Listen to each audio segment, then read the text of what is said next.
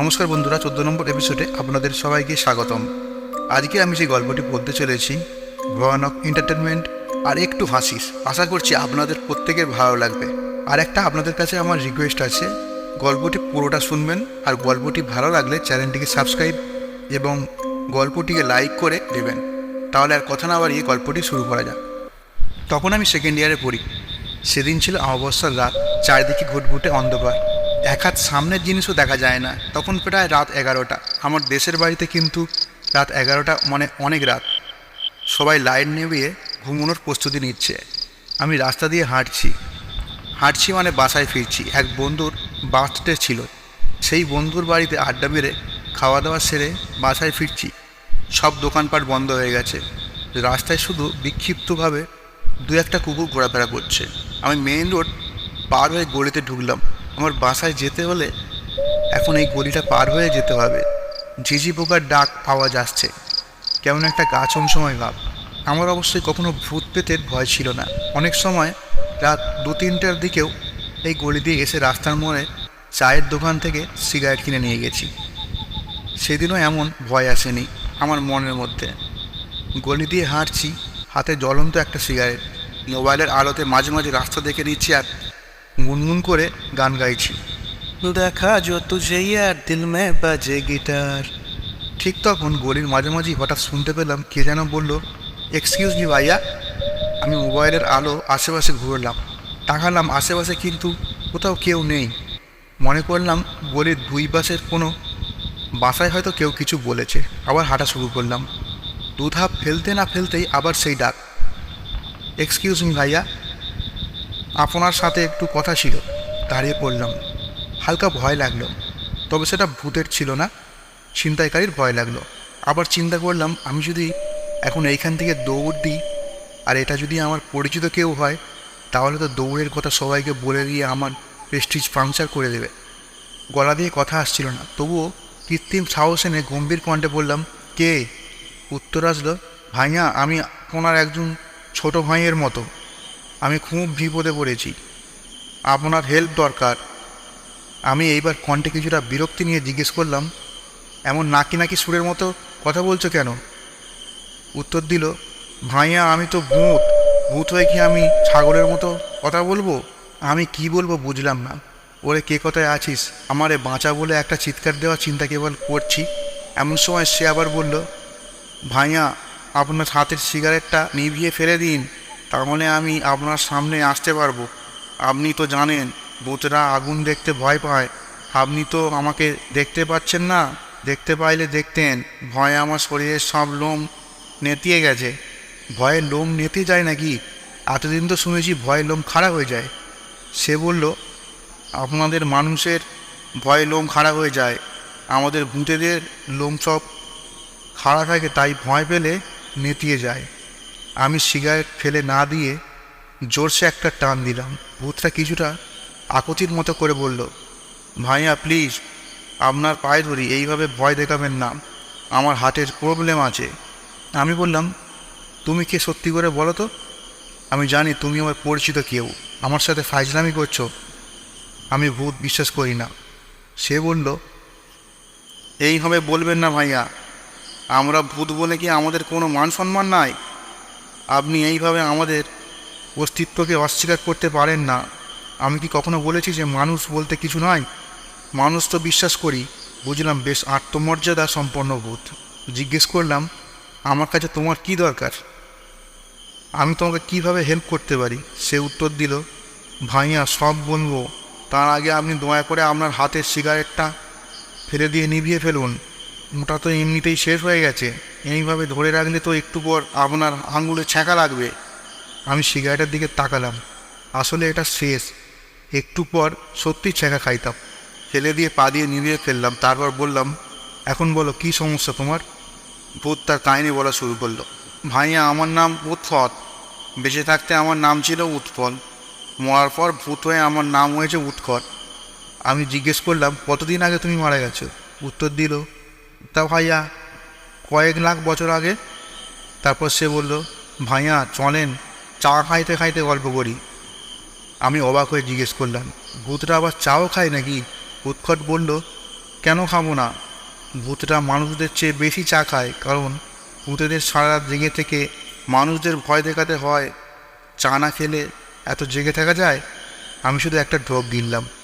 কী বলবো কিছুই বুঝলাম না। এই রাতের বেলা কোনো ভূতের সাথে চা খাওয়ার ইচ্ছা আমার নাই। আমি বললাম, দেখো উৎকট, তোমাদের তো সারা রাত জেগে মানুষকে ভয় দেখানোর জন্য চা খেতে হয়, কিন্তু আমার তো আর রাত জেগে কোনো ভূতকে ভয় দেখানোর মতো কোনো ডিউটি নাই। আমি বাসায় যেয়ে ঘুমাবো, তাই আমি এখন চা খাবো না। তুমি তাড়াতাড়ি তোমার প্রবলেমের কথা বলো। সে আবার বলা শুরু করলো, ভাইয়া আমি অনেক শিক্ষিত একজন ভূত। আমি ক্লাস 2 পর্যন্ত পড়েছি।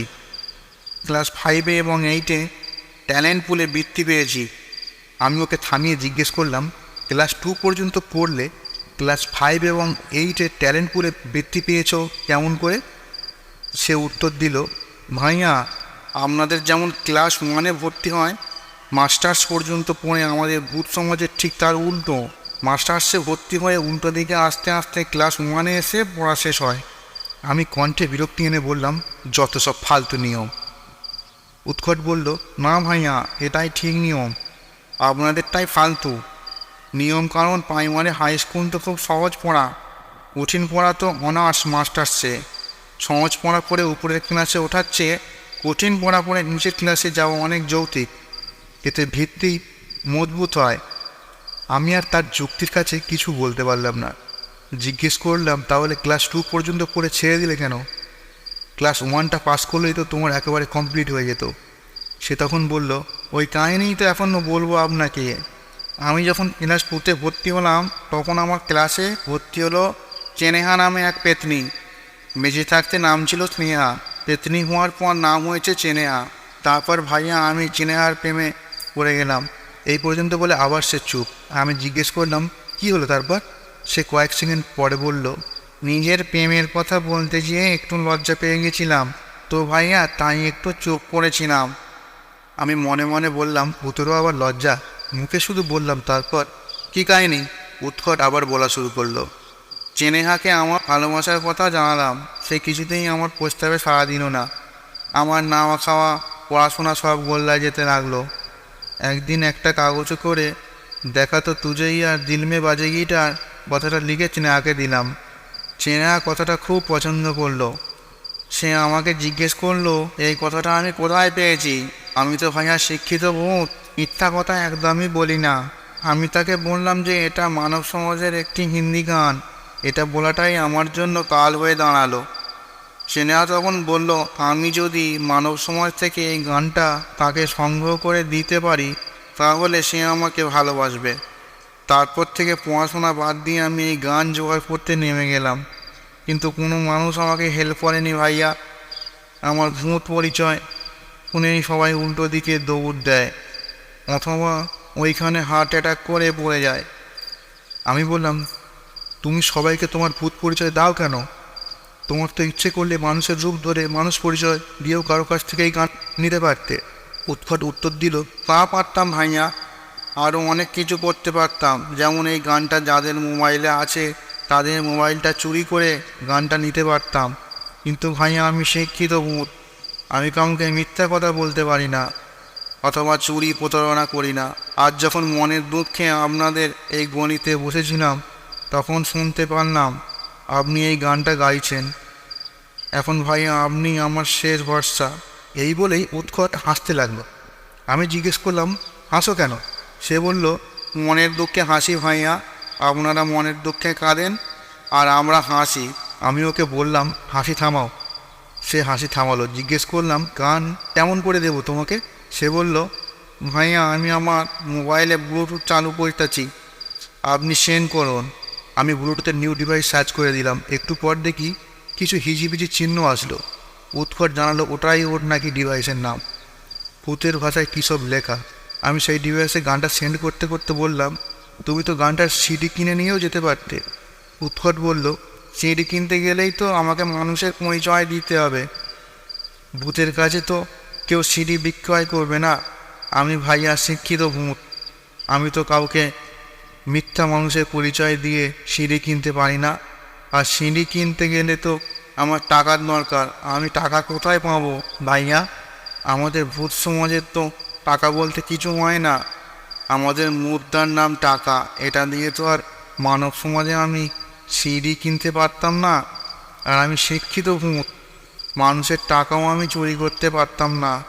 আমি শিক্ষিত ভূতের ন্যায় চিন্তাভাবনা দেখে মুগ্ধ হলাম। একটু পর গান সেন্ড হলো পুরোপুরি। উৎকট আবার হাসতে লাগলো। আমি জিজ্ঞেস করলাম, গান তো পেয়েছো, আবার হাসছো কেন?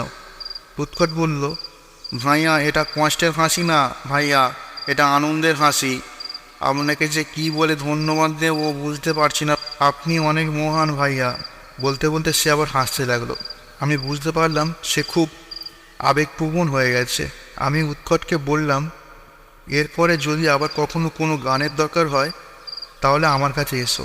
সে বলল, মাথা খারাপ ভাইয়া, জীবনে আর কোনোদিনও স্নেহার সামনে মানব সমাজের কোনো গান নিয়ে যাবো না।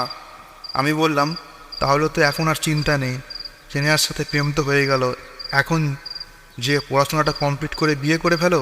উৎকট জানালো, ভাইয়া অবশ্যই, আর আমাদের বিয়েতে আপনাকে অবশ্যই কার্ড দিয়ে দাওয়াত দেবো ভাইয়া। আমি ভাইয়া শিক্ষিত ভূত, আমি কখনো কথার খেলাপ করি না, অবশ্যই আপনাকে দাওয়াতে বলে যাব। এখন তাহলে আসি ভাইয়া, ভালো থাকবেন। এই বলে উৎকট হাসতে হাসতে কাঁদতে কাঁদতে চলে গেল। ওদের তো আবার উল্টো নিয়ম, ওরা আনন্দ পেলে কাঁদে। আমি সেখানে আরও কিছুক্ষণ দাঁড়িয়ে থাকলাম, তারপর বাড়ির পথে পা বাড়ালাম। আজও আমি অপেক্ষা করি উৎকট আর স্নেহার বিয়ের কার্ডের জন্য, কিন্তু কোনো কার্ডই পাই না। উৎকট কি তাহলে আমাকে ভুলে গেল? না, এ হতে পারে না।